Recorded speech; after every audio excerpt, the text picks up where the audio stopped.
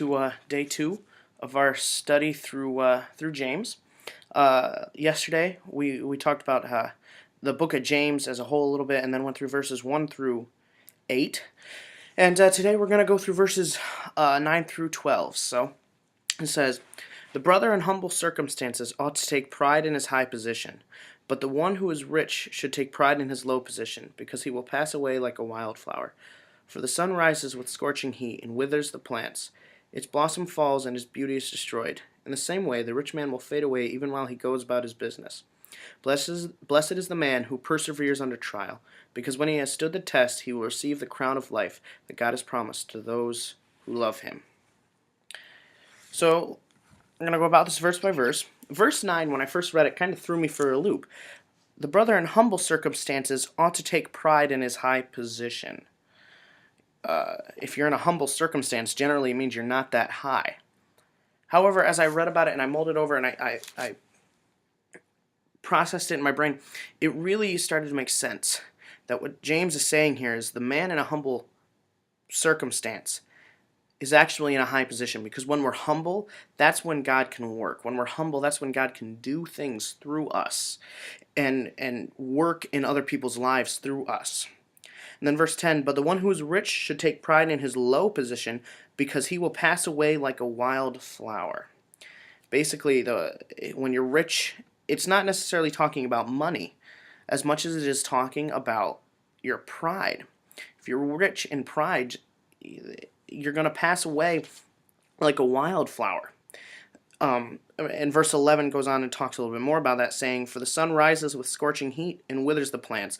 Its blossom falls and its beauty is destroyed. In the same way, the rich man will fade away even while he goes about his business." Basically, even while the rich man is doing the things that he's doing, he's already fading away. He's already dying. His legacy that he's leaving is already being destroyed. What James is trying to say between these two verses is basically a lot what Paul said throughout his epistles and what Jesus said when he was on earth. Blessed are the humble. Blessed are those that aren't prideful. Arrogance is wrong. James is saying that and goes on to explain that the prideful are going to fall. In Proverbs, it talks about that as well. It's a theme throughout the Bible, because God can't work through a prideful person.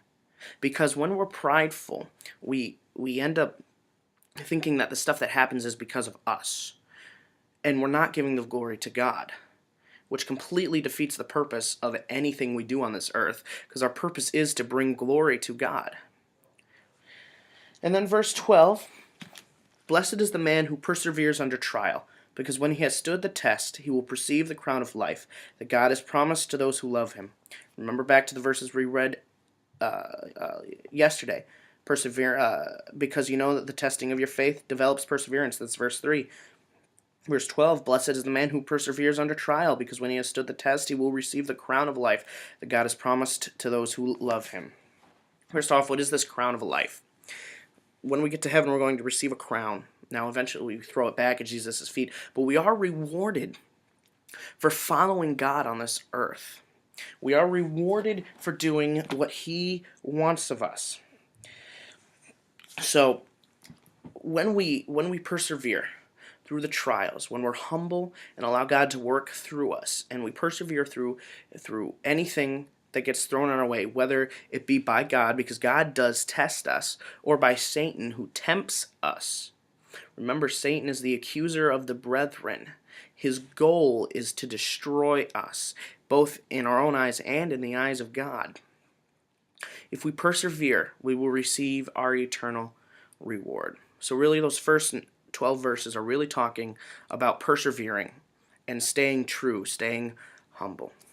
Tomorrow we're gonna take a look at 13 through 15, and I hope this video has found you blessed, and have a great night. See you guys.